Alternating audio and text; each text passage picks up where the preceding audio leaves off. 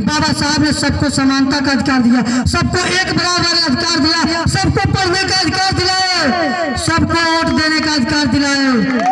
बाबा साहब ने वोट देने का अधिकार कितनी मुसीबत से दिलाए हैं कि उतने समय जो पढ़े लिखे लोग थे, जो साहूकार थे, जो सेठ महाजन थे, सिर्फ वही लोग वोट दे सकते थे। गरीब, दलित, SC ST OBC वोट नहीं दे सकते थे। ये 1891 की पहले की बात है। 1849 मान लीजिए आप, सॉरी 1949 मान लीजिए, 1949 के पहले की बात आप लोग मान लीजिए, देख लीजिए। 1950 के बाद सब कुछ लागू हुआ।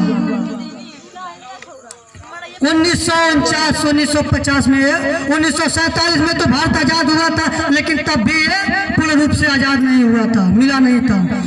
तो बाबा साहब ने सबको वोट देने का अधिकार दिए और उन्होंने कहा कि उसको ऐसे जगह मारिएगा, ऐसे जगह मुहर मारिएगा, ऐसे जगह लगाइएगा कि शासक बनाइएगा, गुलाम नहीं। जहां आप लोग मुहर लगाएंगे वही शासक बनेगा।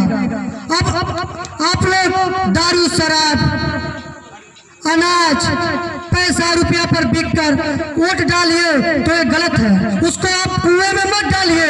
भले कोई दे रहा है, लेकिन भले आपका प्रत्याशी हार रहा है, कोई भी हो, किसी भी पार्टी का हो, कोई भी हो, भले आपका प्रत्याशी हार रहा है, लेकिन ये मत सोचिए कि हार रहा तो हम उसको नहीं देंगे, जो जीत रहा है उसको जिता देंगे। नहीं, जो अच्छा है आपके देखने में उसको आप वोट दीजिए, भले हार जाए या जीत जाए। इसमें ये बात है, आप उसी को वोट करिए।